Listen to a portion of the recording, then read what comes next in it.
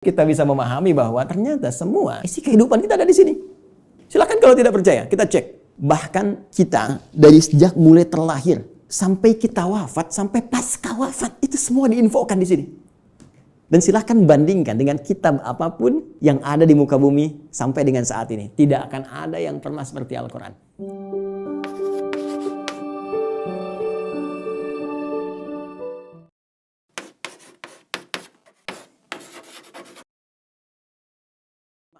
Sejak masa dalam kandungan, itu Al-Quran sedang menerangkan ya bagaimana proses yang terjadi dalam kandungan. Detil secara fisiknya, secara umum disampaikan di Quran, misalnya surah ke-22, di ayat yang kelima.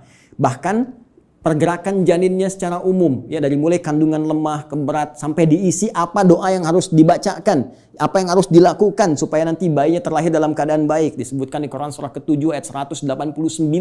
Bahkan diberikan bocoran antara hubungan kita membangun komitmen dengan Allah yang akan menuhankan Allah sejak saat ruh kemudian ditanamkan sampai kita terlahir sampai wafat. Quran surah ke-7 ayat 172.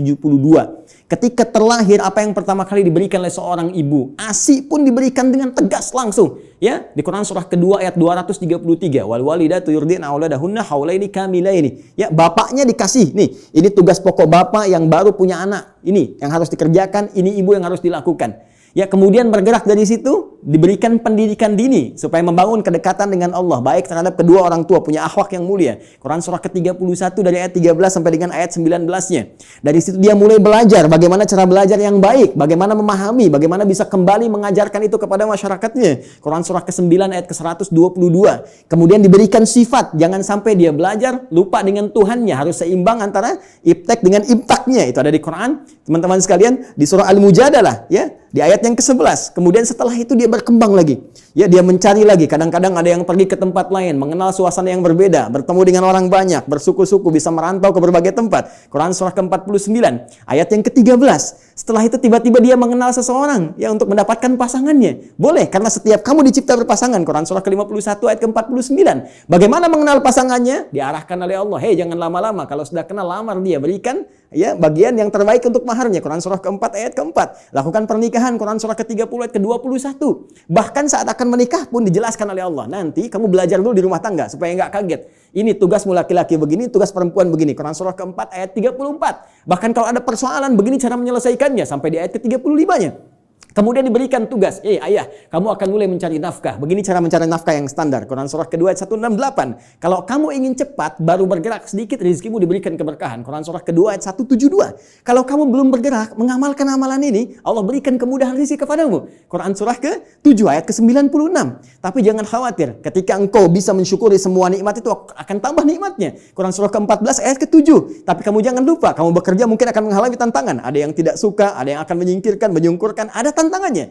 Ya, pelajari dengan sempurna. Ini loh secara umumnya dari mulai ringan sampai berat. Quran surah kedua ayat 214. Ya, kemudian rinciannya Quran surah kedua ayat 155 sampai 157. Cara menyelesaikannya Quran surah ketiga ayat 142.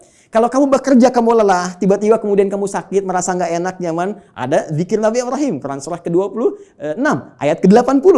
Kalau penyakitnya berat, kata dokter mustahil sembuh, nggak ada yang mustahil. Amalkan zikir Nabi Ayub, saya sembuhkan seperti saya sembuhkan Ayub. Quran surah ke-21, ayat 83 sampai 84. Tugas seorang istri, ya, bisa merawat anaknya. Kadang-kadang tidak mudah itu semua. Ada yang berkata, bagaimana mendidik dengan baik? Quran surah ke-17, ayat 23 sampai dengan ke-27-nya. Sampai mereka dewasa, sampai usia 40 tahun, masih diberikan amalan untuk bakti pada kedua orang tuanya. Quran surah ke-46 di ayat yang ke-15. Sampai kemudian hidup lebih jauh lagi. Sampai tiba-tiba ada dalam keadaan pikunnya. Ya, Quran surah ke-22 ayat yang ke-5 itu di bagian bawahnya. Sampai kemudian setelah itu dijelaskan oleh Allah. Kalau kamu akan nanti wafat, pasti kamu wafat. Siapkan cara wafatmu supaya indah. Kamu hidup untuk tenang. Wafat pun harus tenang. Turun Quran surah ke-89 ayat 27 sampai 30. Ya ayat Tuhan nafsul mutmainnah. Kamu saya berikan hidup di dunia untuk tenang. Wafat pun harus tenang. Ya, kemudian setelah itu apa yang terjadi?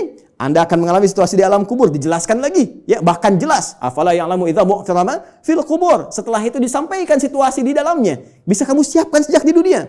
Ini loh yang paling bagus. Ada layanan dengan semua keberkahan, kenikmatan. Sampai-sampai dia akan menyampaikan kepada orang yang belum wafat. Kalau bisa kerjakan ini, kalau mampu kerjakan supaya kamu cepat nyusul. Di sini enak, lebih enak daripada di situ. Quran surah ketiga ayat 169 sampai dengan 172.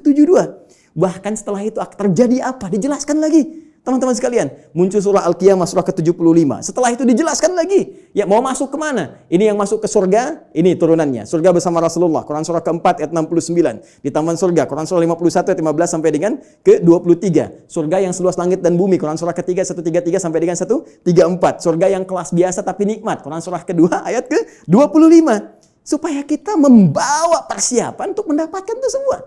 Kalau gagal pun dijelaskan lagi. Ya, kalau kamu nanti main-main dengan ini semua, hadapi situasi di dalam kubur begini, ada ayatnya. Situasi di hari kiamat begini, ada ayatnya. Sampai dengan muaranya pun ada ayatnya.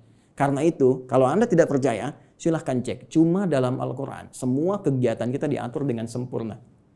Dan detailnya dijelaskan oleh Rasulullah SAW melalui petunjuk yang bahkan langsung ditegaskan oleh Al-Quran. Buka Quran surah ketiga, ayat 31. Paling kiri sebelah atas di mushaf. Qul in kuntum tuhibbunallaha fattabi'uni. Katakan Muhammad SAW, jika mereka hamba-hambaku, umatmu mengatakan serius mencintai aku, mencintai Allah, ya kan, berpegang pada kitab Allah, fattabi'uni, maka ikuti semua petunjuk Rasulullah SAW. Ya, Nabi diutus, diturunkan untuk menyampaikan risalah Al-Quran secara sempurna. Detailnya seperti apa digambarkan oleh beliau dan dijamin langsung oleh Al-Quran. Surah ke-33. Ayat ke-21. Laqad kana lakum fi Rasulillahi uswatun hasanah. Uswah bisa dibaca di riwayat Qalun, Warash dengan iswah. Laqad kana lakum fi Rasulillahi iswatun hasanah. Harakat kasrah, harakat dhammah. Kasrah menunjukkan sesuatu yang kecil, ringan, tipis, pecah. Kasrah zujaj, kaca itu pecah sehingga melahirkan pecahan-pecahan yang kecil. Sehingga harakatnya tipis. I dan ya i. Dhammah, sesuatu yang terkumpul, yang dhamma yang dhammu besar. Ya. Jadi yang melekat pada Rasulullah itu jangankan ya yang besar-besar, yang dahsyatnya, yang sholat malamnya sampai bengkak-bengkak, yang bagaimana pahala dengan sedekahnya, ya luar biasa diberikan, bagaimana perhatiannya pada umat. Bahkan yang kecil-kecilnya pun kalau diikuti akan jadi teladan dalam kehidupan. Jadi uswah itu ya keteladanan yang bila diikuti, yang mengikuti menjadi teladan lagi. Yang saling terwariskan. Jadi ketika kita mengamalkan isi Al-Quran dengan petunjuk yang disampaikan oleh Rasulullah SAW, maka secara otomatis kata Allah, hidup kita pun selain menjadi tenang, nyaman, akan jadi teladan di masanya. Silahkan cek. Nabi wafat, sahabat jadi teladan. Sahabat wafat, tabi'in jadi teladan. Sampai sekarang kita kenang. Semua yang mendekat kepada Al-Quran, demi Allah saya katakan, jika mendekatnya dengan cara yang benar, pasti akan mendapatkan semua kenikmatan yang dijamin tadi.